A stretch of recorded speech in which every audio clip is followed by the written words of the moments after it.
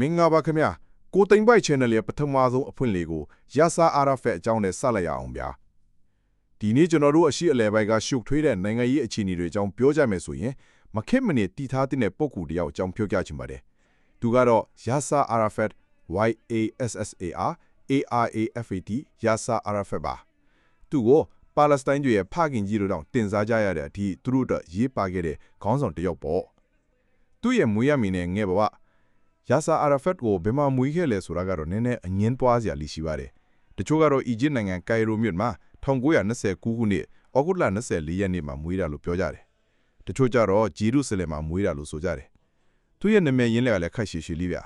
မိုဟာမက်အဗ်ဒယ်ရာအူဖ်အာရာဖက်အယ်ကူဒွာအယ်ဟူစိနီဒါပေမဲ့နောက်ပိုင်းတော့ကဘာကပြီးတဲ့ယာဆာအာရာဖက်ဆိုတဲ့နာမည်ကိုပဲသူသုံးခဲ့တာပါသူမိသားစုကဂါဇာကလာတဲ့ပါလက်စတိုင်းနွယ်ဖွားတွေပါဂျေရုဆလင်နဲ့ကိုင်ရိုမှာလည်းဆွေမျိုးတွေရှိကြတယ်အာရာဖက်ကတော့ကိုင်ရိုမှာပဲကြီးပင်းခဲ့တာပါငယ်ငယ်လေးတည်းကလည်းပါလက်စတိုင်းအရေးကိုစိတ်ဝင်စားခဲ့တယ်လို့သိရတယ်ပထမဆုံးစစ်ပွဲနဲ့နိုင်ငံရေးခံယူချက်ခိုင်မာလာပုံ1948ခုနှစ်မှာပထမဆုံးအာရပ်အစ္စရေးစစ်ပွဲဖြစ်ခဲ့တော့သူကចောင်းတန်းတယောက်အနေနဲ့ပဲ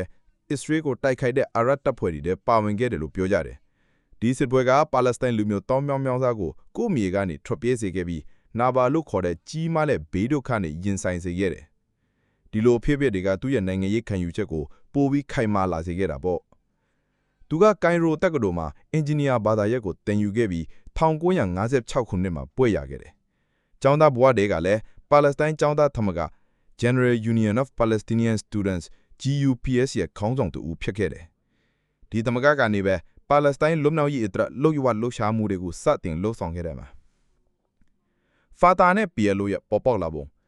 1959ခုနှစ်ကျတော့အာရာဖတ်ကသူ့တငယ်ချင်းတချို့နဲ့အတူဖာတာဆိုတဲ့လက်နက်ခွဲကိုတီထောင်လိုက်တယ်ဖာတာရဲ့ရည်ရွယ်ချက်ကတော့အစ္စရေးကိုလက်နက်ကင်တိုက်ခိုက်ပြီးပါလက်စတိုင်းနိုင်ငံထူထောင်ဖို့ပါပဲအစပိုင်းမှာတော့ကူဝိတ်မှာရောက်နေတဲ့ပါလက်စတိုင်းဒုက္ခသည်တွေစီကနေအကူအညီနဲ့ထောက်ပံ့မှုတွေကိုရယူခဲ့ကြတယ်1964ခုနှစ်မှာတော့ပါလက်စတိုင်းလွတ်မြောက်ရေးအဖွဲ့ PLO ကိုတီထောင်ခဲ့ပေမဲ့အာရာဖတ်ရဲ့ဖာတာကအစပိုင်းမှာတိတ်ပြီးမပါဝင်သေးဘူးဒါမဲ့1968ခုနှစ်6ရက်စစ်ပွဲဖြစ်တော့အာရပ်နိုင်ငံနေစစ်ရေးဟာအဂိမ်းကျရှုံနေခဲ့တော့ပါလက်စတိုင်းလူမျိုးတွေဟာကိုအားကိုရိုင်းဖို့လိုအပ်တယ်ဆိုတဲ့အတွေးတွေပိုပြီးခိုင်မာလာခဲ့တာပေါ့ဒီအချိန်မှာတော့ဖာတာအပါအဝင်ပါလက်စတိုင်းလက်နက်ခွဲအဖွဲ့တွေအခန်းကဏ္ဍကပိုပြီးအရေးပါလာခဲ့တာပေါ့ကဘာကျော်ကောင်းတောင်တယောက်ဖြစ်လာခြင်း1969ခုနှစ်မှာတော့အာရာဖတ်က PLO ရဲ့ဥက္ကဋ္ဌဖြစ်လာပါတယ် PLO ကိုနိုင်ငံတကာအကြမ်းမြစ်အဖွဲ့လေးတစ်ခုဖြစ်လာအောင်သူကျူးစားပြီးပါလက်စတိုင်းတွေရဲ့ရည်မှန်းချက်တွေကိုကမ္ဘာတီအောင်ဆောင်ရွက်နိုင်ခဲ့ပါတယ်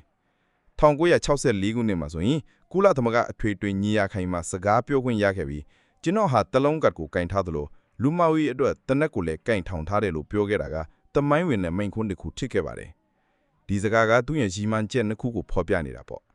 ့တစ်ဖက်မှာငင်းချမ်းရေးကိုလိုချင်တယ်လို့တစ်ဖက်မှာလည်းလူမျိုးရေးအတွက်တိုက်ကွေးဝင်ဖို့အသင့်ရှိနေတဲ့ဆိုတဲ့သဘောပါ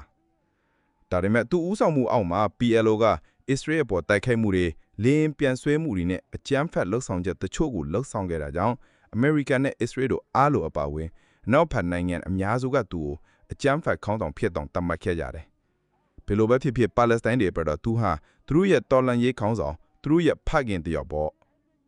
ငင်းချမ်းရေးအတွက်စ조사မှုများ1988ခုနှစ်မှာအာရာဖတ်ကပါလက်စတိုင်းနိုင်ငံကိုထူထောင်ဖို့အတွက်အစ္စရေးရဲ့တည်ရှိမှုကိုတွဲရန်ရန်နီးနဲ့အတိအမှတ်ပြုခဲ့ပါတယ်ဒါကငင်းချမ်းရေးအတွက်အရေးကြီးတဲ့ချက်လန်းကလန်းထည့်ခဲ့ပါတယ်1993ခုနှစ်မှာတော့အာရာဖတ်ကအစ္စရေးဝန်ကြီးချုပ်ရစ်ဆက်ယာပင်နဲ့အတူအော်စလိုသဘောတူညီရေးကိုလက်မှတ်ရေးထိုးခဲ့ကြတယ်ဒီသဘောတူညီရေးကြောင့်ပါလက်စတိုင်းတွေအတွက်ပါလက်စတိုင်းအုပ်ချုပ်ရေးအာဏာပိုင်အဖွဲ့ Palestinian Authority ကိုတည်ထောင်ခွင့်ရခဲ့ပြီးအနောက်ဘက်ကနဲ့ဂါဇာကမ်းခြေမှာကိုယ်ပိုင်အုပ်ချုပ်ရေးခွင့်စတင်ရရှိခဲ့ပါတယ်ဒီသမိုင်းဝင်သဘောတူညီရေးကြောင့်အာရာဖတ်ယာပင်နဲ့အစ္စရေးနိုင်ငံသားဝန်ကြီးရှီမွန်ပက်ရက်စ်တို့ဟာ1994ခုနှစ်နိုဘယ်ငင်းချမ်းရေးဆုကိုသူ့အတွက်ရရှိခဲ့ကြပါတယ်ဒါပေမဲ့ငင်းချမ်းရေးဖြစ်စဉ်ကရှုပ်ထွေးပြီးခက်ခဲခဲ့ပါတယ်2000ခုနှစ်မှာအမေရိကန်သမ္မတဘီလ်ကလင်တန်ဦးဆောင်တဲ့ကမ်ဒေးဗစ်ထိပ်သီးအစည်းအဝေးမှာအာရာဖတ်နဲ့အစ္စရေးဝန်ကြီးချုပ်အီဟူဒ်ဘာရက်တို့ကငင်းချမ်းရေးသဘောတူညီရေးရောက်ဖို့ကြိုးစားခဲ့ကြပေမဲ့မအောင်မြင်ခဲ့ဘူးနှစ်ဖက်စလုံးရဲ့ယုံကြည်မှုနဲ့ပါတာဂျေရုဆလင်ရဲ့အနာဂတ်ဒုက္ခရဲ့ပြန်လာရေးစတဲ့အငင်းပွားတဲ့အချက်များစွာကြောင့်ငင်းချမ်းရေးရဖို့မလွယ်ကူခဲ့ပါဘူး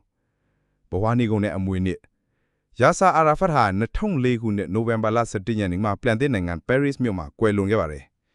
သူရဲ့တည်ဆုံမှုအကြောင်းရင်းကတော့အတိအကျမသိရပဲအမျိုးမျိုးသောထင်ကျဲတွေပေါ်ပေါက်လာခဲ့တယ်။ပါလက်စတိုင်းလူမျိုးတွေကတော့သူဟာဘယ်တော့မှမမေ့နိုင်နဲ့သူတို့ရဲ့မျိုးနာစီစိတ်ဓာတ်ကိုမြင့်တင်ပေးခဲ့တဲ့အရေးပါတဲ့ခေါင်းဆောင်တဦးဖြစ်နေထာဝရရှိနေမှာပါ။သူရဲ့ဘဝလမ်းကြောင်းဟာပါလက်စတိုင်းရေးနဲ့ခွဲခြားလို့မရအောင်ရောညွယ်နှိဟဲပြီးအရှေ့အလယ်ပိုင်းဒေသရဲ့နိုင်ငံရေးတမိုင်းမှာအဓိကအခန့်ကဏ္ဍကနေပါဝင်ခဲ့တဲ့သူတစ်ယောက်ပါ။ခုလိုဆုံးထိနားဆင်ပေးကြလို့ကျေးဇူးတင်ပါတယ်။နောက်ထပ်ဗီဒီယိုကောင်းတွေနားဆင်ဖို့ channel ကိုလည်း subscribe လုပ်ပြီးသွားကြပါအောင်ဗျာ။